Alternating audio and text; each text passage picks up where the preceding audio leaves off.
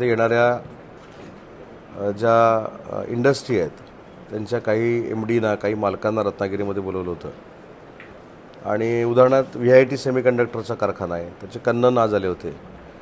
निबे डिफेन्समध्ये जे आहेत त्यांचे गणेश निबे आज आले होते. त्याच्यानंतर योगेश जिंदल जे आहेत योगेश मंदार ते पण आले होते आणि काही नवीन होते, काही जुने जे आमच्यावर MOU झाले ते सगळे MD आलेले होते.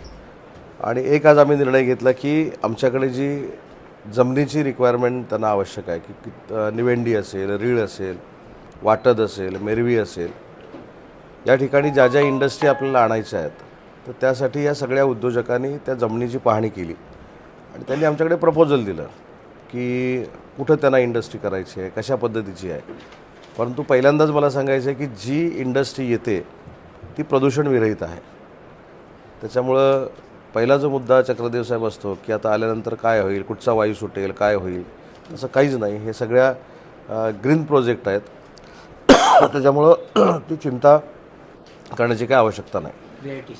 नाही, सगळेच जेवढे VIT असेल, निबेंची जी इंडस्ट्री येते, सगळ्यात महत्त्वाचा भाग असा आहे की आपल्याकडे सी प्लेन सुरू करण्याचा निर्णय आपण घेतला आहे.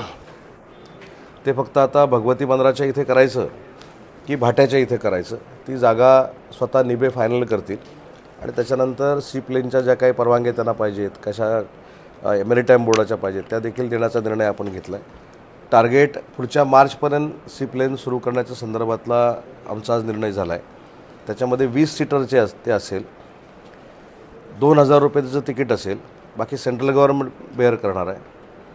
त्याच्यामुळं तो एक टुरिझमच्या दृष्टीनं एक फार मोठा निर्णय आजच्या बैठकीमध्ये झाला आहे आणि तो जर प्रयत्न यशस्वी झाला मग ते एकाचं 2 करायचं, 2चे 3 करायचं की हा पुढचा प्रयत्न आमचा राहील. दुसरा, आपण CNGचा एक प्लांट आपण रत्नागिरीमध्ये उभा करतो आहे. त्याच्यामध्ये सगळ्यात महत्त्वाचं जी गोष्ट आहे, जी आपण घनकचऱ्यावर कायम चर्चा करत आलो की कचऱ्याचं काय होणार आहे, कचऱ्याची विल्हेवाट कशी लावणार आहे, तर रत्नागिरी आणि रत्नागिरीच्या सभोवतालच्या सगळ्या 15-20 ज्या ग्रामपंचायती आहेत ह्याचा कचरा ते उचलून त्याच्यापासून तो गॅस बनवणार आहेत. दुसरा, आपण भाताची शेती करतो आणि भाताची शेती केल्यानंतर जो पेंडा आपण टाकून देतो त्या पेंड्यावर प्रोसेस करून देखील ते गॅस बनवणार आहेत. आणि अजून जे काही शेतकऱ्यांना पर्याय द्यायचे आहेत ते पर्याय देखील ते देणार आहेत. तशा पद्धतीची लागवड ते करायला लावणार आहेत. त्याच्यामध्ये ते स्वतः कंपनी पुढाकार घेणार आहे आणि तो CNGचा प्लांट तिथे उभा झाल्यानंतर त्याचा सगळ्यात पहिला फायदा हा रत्नागिरीकरांना होणार आहे. कारण मागच्या वेळी जो काय आपला सगळा युद्धाच्या निमित्तानं कशी अडचण झाली तुम्हाला देखील माहिती आहे, पण हे गॅस मॅन्युफॅक्चरिंगच इथं असल्यामुळं ती आपली अडचण दूर होईल आणि कमी किमतीमध्ये आपल्याला गॅस मिळेल. हा एक प्रोजेक्ट इथं होतो आहे. शिप बिल्डिंगचा एक प्रोजेक्ट होतो आहे निबेंचाच. त्याच्यासाठी त्यांनी 2 जागा आता वाटद आणि मेरवी अशा 2 जागा सिलेक्ट केलेल्या आहेत. त्याच्यामध्ये जी फायनल होईल ती जागा आपण घेऊन पुढं जाऊ. आणि तिसरा प्रोजेक्ट जो आहे तो ग्रीन स्टील प्रोजेक्ट हा करण्याचा प्रयत्न, एक त्यातला प्लांट राजापूर मतदारसंघामध्ये आणि एक प्लांट जो आहे तो रत्नागिरी मतदारसंघामध्ये. पण ह्याच मतदारसंघामध्ये का, तर त्यांना तिथनं समुद्र देखील जवळ लागतो. हे त्यांना एक्सपोर्ट करायचं असेल किंवा काय करायचं असेल तर हे देखील 2 ग्रीन प्रोजेक्ट आहेत. ते दोन्ही मिळून 7,500 कोटीची. म्हणजे उदाहरणार्थ भंगार झालेल्या गाड्या आहेत, भंगार आपला जो असतो स्टील भंगार असतो त्याच्यावर प्रक्रिया करून स्टील तयार करणं, हे ते प्रोजेक्ट आहेत. त्याच्यामुळं तशा प्रोजेक्टसाठी देखील 7,500 कोटीची इन्व्हेस्टमेंट रत्नागिरीमध्ये करण्याचा निर्णय त्या इंडस्ट्रियलिस्टने घेतलेला आहे. VIT सेमीकंडक्टरच्या बाबतीमध्ये आज आम्ही त्यांना असं प्रपोजल दिलं की तुम्हाला सध्या आवश्यक असलेली जागा तुम्ही वापरा आणि तिथे तुम्ही प्लांट तयार करा. त्यांनी सांगितलं की पुढच्या 2 महिन्यामध्ये आम्ही इन्फ्रास्ट्रक्चरला सुरुवात करणार आहोत. तर अशा पद्धतीनं जिल्ह्यामध्ये येणारे जे प्रोजेक्ट आहेत त्यांची सद्यस्थिती काय आहे हे बघण्यासाठी प्रधान सचिव साहेब देखील आले होते आणि आमचे CO साहेब देखील आले होते. आपल्याकडे 450 एकर जमीन जी आहे त्यांना आत्ता जेवढी जागा लागणार आहे तेवढ्या जागेमध्ये त्यांनी प्लांट सुरू करावा.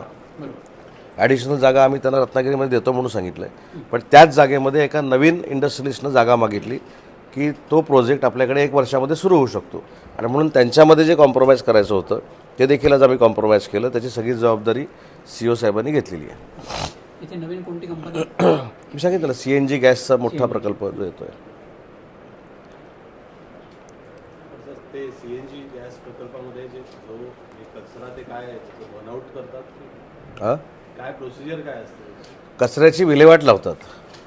नाही नाही त्याला अनारोबिक डायजेशन म्हणतो. डायजेस्टर असतात बेसिकली 2 तरीके असतात ॲक्च्युअली. डायजेस्टर असतात त्याच्यामध्ये जो वेस्ट निघेल नंतर ते रेसिड्युअल बेसिकली म्हणजे आपण म्हणतो ना रिडक्शन वेस्ट असतं त्याला पुन्हा ऑक्सिडेशन करून पुन्हा ते मेन्युअर म्हणून जाईल. पण गॅसचं पुन्हा स्क्रबिंग करून जो सल्फेट जो असतो त्याला स्क्रब करून त्याला 99 पॉईंट जो प्युरिटी जो आपला भेटते नॉर्मल जो कुकिंग गॅस तसं झालं प्रेशराईज करून म्हणजे कंप्रेस करून देतो कम्प्लिटली ग्रीन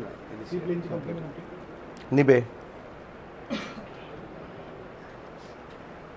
सीएनजी प्रोजेक्टसाठी जो कचरा लागणार आहे तो नेमका कशा प्रकारचा कचरा असेल? नाही त्यांनी आता चर्चा करत असताना सांगितलं की जेवढा कचरा आहे त्याच्यामध्ये बायफर्केशन त्या प्लांटमध्ये ते करतील.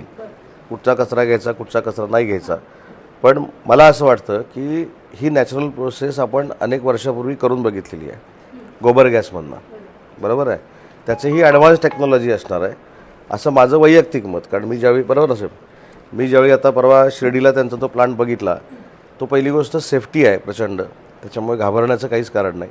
आणि दुसरी महत्त्वाची गोष्ट की आपली पण गॅसची रिक्वायरमेंट जी आहे ती त्याच्यातनं पूर्ण होऊ शकते. हा झाला सीएनजी मध्ये लागणारा जैविक कचरा. आपण त्याला जैविक किंवा ओला कचरा म्हणतो. पण सगळ्यात मोठा प्रश्न रत्नागिरी जिल्ह्यासाठीच उरतो तो म्हणजे प्लास्टिक कचरा किंवा जो जैविक नाहीये तो. त्या कचऱ्यासाठी काही भविष्यात असं नाही केलं ना आपण. आम्ही स्वतः MIDCची 5 एकर जागा घनकचऱ्यासाठी दिली आणि रत्नागिरीत तो प्लांट आता सुरू होईल. CNGचा जो प्रकल्पाचा आज झाला मला अपेक्षित काय की जागा हँडओव्हर होणं आणि किमान ज्याला भूमिपूजन म्हणायचं असं तेव्हा नाही भूमिपूजनकडे कॉन्सन्ट्रेट करण्यापेक्षा आम्ही आता उद्घाटनाकडे कॉन्सन्ट्रेट केलेलं आहे. भूमिपूजन होत राहतात त्याच्यातनं आउटपुट जसं कोका कोलाचं भूमिपूजन आम्ही केलं नाही पण डायरेक्ट लोकार्पण सोहळा केला तशाच पद्धतीनं काही इंडस्ट्री ही भूमिपूजन करत बसण्यापेक्षा डायरेक्ट लोकार्पण जर झाला तर त्याच्यातनं रोजगार निर्मिती होते. आणि अजून एक महत्त्वाची गोष्ट सांगतो की जी कुशवासाहेबांच्या डोक्यातनं एक संकल्पना आली होती की जिल्हा गुंतवणूक परिषद आम्ही गेली 3-3.5 वर्ष करतो.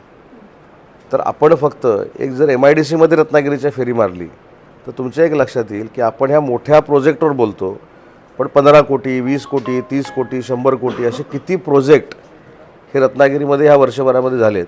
परवा मी मुद्दाम गेलो होतो पर मागच्या दौऱ्यामध्ये मी नवीन इंडस्ट्री कुठं झालेली आहे नवीन इंडस्ट्रीमध्ये आम्ही कुठं प्लॉट दिलेला आहे तर ती देखील गुंतवणूक जवळजवळ मागच्या वर्षात 650 कोटी रुपयाची झाली. ही आपल्या नजरेत येत नाही पण ती स्थानिकांनी केलेली गुंतवणूक आहे. आता गदरे जे गुंतवणूक करतायत त्यांचा काय MOU आणि आम्ही करत बसलो नाही पण गदरेंची गुंतवणूक जवळ 1,500 कोटीची आहे.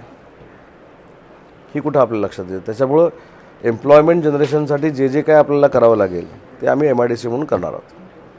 सर सी प्लेनचा जो विषय सांगितला तो कुठून कुठे कसं राहणार आहे रूट काय? नरिमन पॉईंट ते Ratnagiri gateway gateway.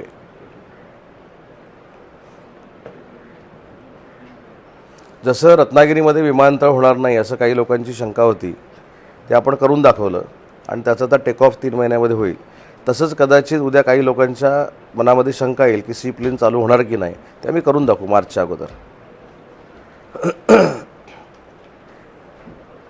Read only MIDC प्रस्तावित होती म्हणजे त्याचं पहिल्या टप्प्यातलं काम झालं.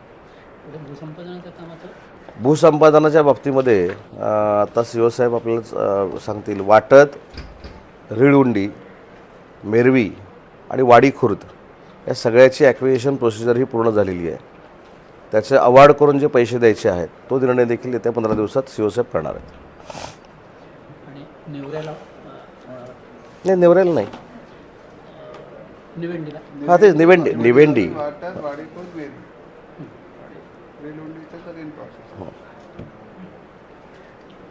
तर नवीन MIDC गुहागरमध्ये जी चर्चा चालू आहे नाही गुहागरमध्ये भास्करराव जाधवांनी जो प्रश्न मांडलेला होता त्याच्यावर मी सांगितलं की शेतकऱ्यांची संमती असेल शेतकऱ्यांनी जर संमती आणून दिली तर आम्ही नोटिफिकेशन करतो. आणि नोटिफिकेशन मी सभागृहामध्ये देखील असं सांगितलं की MIDC करू पण 1 वर्षापुरती पहिली करू. 1 वर्षामध्ये जर इंडस्ट्रियलिस्ट तिथं आला तर ती कंटिन्यू करू नाहीतर आपल्याला जागा परत द्याव्या लागतील. आणि अशा पद्धतीनंच महाराष्ट्रामध्ये आता कराव्या लागणार आहेत. आता जागा आम्ही घेतो ॲक्वायर करतो त्या ठेवतो आणि तिथं 25-25 30-30 वर्ष उद्योगच येत नाहीत त्याच्यामुळे त्या जागा तशाच पडून राहतात आणि MIDCचे पैसे त्याच्यामध्ये इन्व्हेस्ट राहतात. त्याच्यामुळं ही सगळी सिस्टीम आपण जनरेट करतो आणि शेतकऱ्यांचं पण नुकसान होतं. MIDCने काही वर्षापूर्वी एक होमवर्क केलं होतं.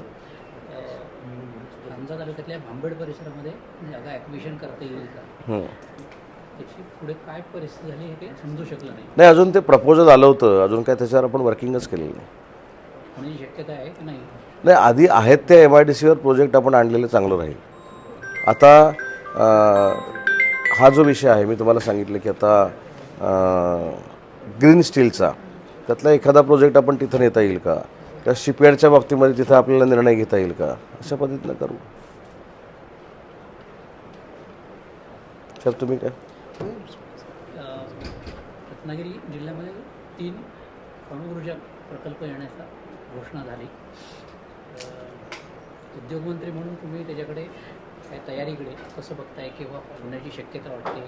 नाही, मी ज्या दिवशी अणुऊर्जा प्रकल्पाचं MOU झाला त्याच्या दुसऱ्या दिवशीच सांगितलेलं आहे की स्थानिकांना विश्वासात घेतल्याशिवाय, स्थानिकांना विश्वासात घेऊनच कुठचाही दबाव न आणता जर लोक कन्व्हिन्स झाली तरच आम्ही पुढे जाऊ, ही आमची स्पष्ट पद्धतीची भूमिका आहे.